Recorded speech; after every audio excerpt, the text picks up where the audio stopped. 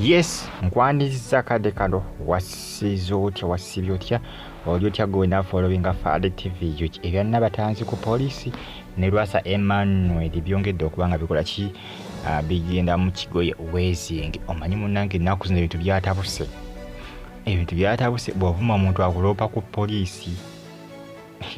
full figure y'omu ku bantu abakyasinze okubanga basibya abamuvuma ku social media. Yasibisiza Shalom mukwano gwa Kasuku yamusibiriza era nga Shalom ba musajja ate Christmas agenda girira mu komera agenda girira Luzira zinabanga Shalom ayinza okuba mu komera nga n'okulonda kuwedde sikulimba kubanga n'abalamuzi bennyini tebagenda kubeerawo bagenda mutwalirawo mpaka January ate okulonda kutuuse abeereyo mpaka nga n'okulonda kuwedde sikulimba ebintu byongedde okubanga bitabuka Nabatanzi n'ebintu byongedde okubanga bimutabukira. Lwasa agamba nti Nabatanzi nsasula akasente kange kewatwala nsasula omusimbi gwange watwala gwewakolamu ebbotiiki ngwagala. Lwasa afukidde Nabatanzi akayinja mu ngalo ndowooza Lwasa mwena mumutegera bulungi agenda kwambalaga ebifaananyi bye awo omugagga Lwasa naye mbu takyali mugagga mbu yaggwamu era nti nekimwe kyokubanga apeekapeeka Nabatanzi ensimbi. Jjukira Lwasa azenga ayogerako Nabatanzi kalebule azenga amulabisalabisa ku zi interviews bamukyaza aba YouTubers omukolako ng'amulabisalabisa ne Nabatanzi nga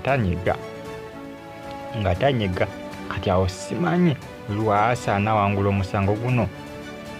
ye ayina okakafu nti Nabatanzi kituufu esente zeyakolamu botiiki yazijjawo we. Lwasa yeesibanye okukya Nabatanzi okubanga gamba nti yakola ki nti yamufera era nti n'amutwalako akasente ke era Lwasa agamba nti abannange naaba omwana ow'olugave njagala kasente kange mbagirawo. Lwasa ataddewo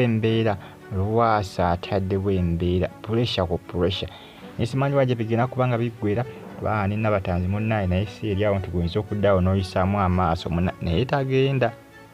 lwakuba munange Nabatanzi mwewunyizza nnyo asirikidde nnyo Lwasa ebbanga eriwerako asidisiwecce naye Lwasa yeetunze ku mukazi ono. Lwasa yeetunze ku mukazi ono era Nabatanzi mukazi wattu bw'anaaba wakola move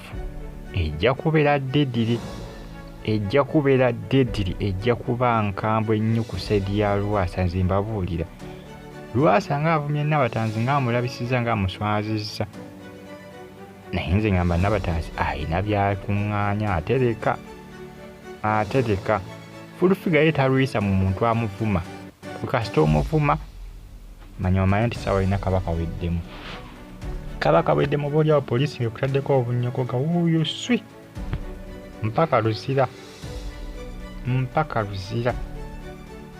naye Nabatanzi munnange obukakkamu abukuuma. Nabatanzi akuuma obukakkamu bannange ebbanga Lwasa lyamuvumira singa abadde nga avuma fulufiga nnyabo bandibadde bamusiba dda. Jjukira Lwasa munnange amabanja gamuli bubi Lwasa naye ate bw'aneegattako Nabatanzi biyinza obutatambula bulungi kubanga Nabatanzi asoogera so n'akola ki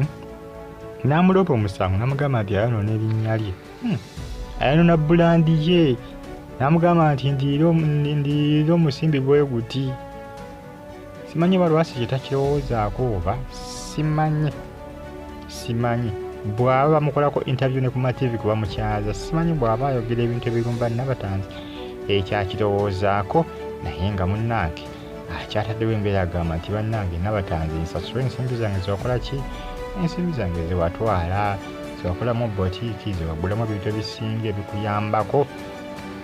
okole ki ozinzirize. Lwasa atambuza obufaananyi bwa Nabatanzi obwedda nga tozongera kali akafaananyi akali wali zaawali nekino ekifaananyi kiri wano ekirabika obulungi. Lwasa agamba nti Nabatanzi nakusanga ofaanana nga kali akafaananyi nabagenda okulowa nga wonna otemagana oyakabwasi akasente kange katutte nkulabiridde nkunyirizizza tonsiimye wakana okoze ki akakano tutte musimbi gwange. Bigambo bya Lwasa Emmanuel binaggwerawa bino followinga subscribinga nyiga kale kubiza ne gamba nti ne comment section weeryawo sooka onteere obubaka mu comment section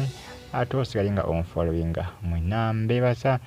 ne mbagamba nti muli babbode nnyo okubanga mwasubscribinga ate ne munyiga ne ku kade bamuyita mugaga Lwasa ne Nabatanzi ebintu biyingiddemu amakomera biyingiddemu poliisi biyingiddemu popi binaggwerawa bino Lwasa agamba Nabatanzi amulire amusasula ssente ze yakola ki ziyatwala Nabatanzi yeebuuza ssente ki Lwasa zagamba simanyi ba Lwasa alina bukakafu nti Nabatanzi alina ssente ze ziyatwala simanyi kuba biyinza okakana ng'ate yagenza okuwaba ng'ate yakoze ki yasasudde ate gwawaabidde bwendabanga kuba kooti bwenaasaba bukakafu nga tebuliwo ne looya gw'anaabafunye nga talina bukakafu bijja kuba ki bijja kuba bimuddira buddezi kibaitegeeza kijja kuba giwunye ku sayidi ya Lwasa bijja kuba bitabuse ku sayidi ya Lwasa. Emmanuel mubeera bulungi mweraba.